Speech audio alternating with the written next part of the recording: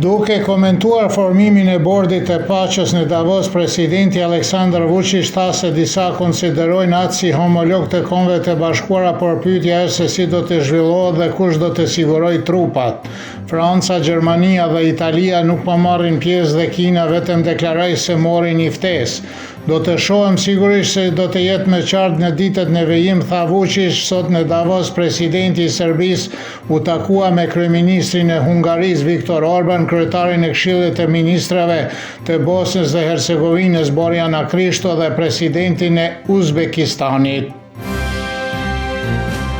Presidentja e Kosovës Vjosa Osmani ndodhet në Davos, ku mori pjesë në ceremoninë e themelimit të bordit të paqes të iniciuar nga presidenti i Shteteve të Bashkuara të Amerikës Donald Trump. Trump e ftoi Osmanin të përfaqësojë Kosovën në bordin e paqes, ftesë e cila ajo e pranoi duke deklaruar se ishte një moment historik për Kosovën. Duke i drejtuar grupit të parë të nënshkruesve në Davos, Trump tha se formimi i bordit të paqes është një nga takimet më të rëndësishme që ka në Davos. Ai theksoi se si president i Amerikës arriti të ndalonte 8 lufta dhe se beson që një tjetër do të zgjidhet së shpejti duke aluduar në Ukrainën. Analisti politik Ben Andoni tha se Kosova dhe Shqipëria do të marrin përsipër detyrime të shumë të mëdha duke marrë pjesë në bordin e paqes të presidentit Trump dhe se është e mundur që atyre të kërkohet të pranojnë palestinezë dhe se nuk është për të habitur që disa vende të fuqishme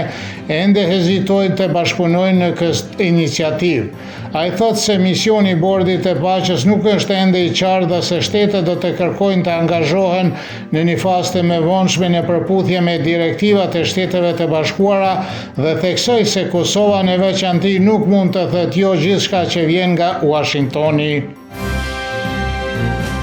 Një rund i ri i dialogut midis Beogradit dhe Prishtinës filloi në Bruksel në nivelin e kryenegociatorëve. Delegacioni i Beogradit udhëhiqet nga drejtori i Zyrës për Kosovë dhe Metohi Petar Petković dhe përveç vazhdimit të bisedimeve për zbatimin e deklaratës për personat e zhdukur, delegacioni i Beogradit do të këmbgulë në formimin urgjent të Asociacionit të Komunave Serbe,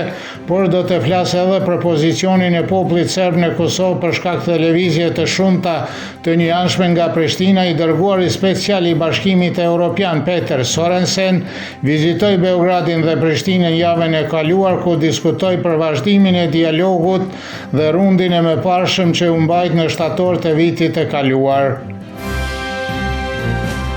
Koordinatori i Konventës Kombëtare për Bashkimin Evropian të kapitullit 35, Dragisha Mijačić, tha se Peter Sorensen nuk e ka përmendur formimin e Asociacionit të Komunave Serbe në Kosovë për një kohë të gjatë, që se sipas Mijačićit ka një ndikim negativ në dialogun midis Beogradit dhe Prishtinës. Mijačić thotë se mënyra komunikimit të Peter Sorensenit gjatë vizitës së tij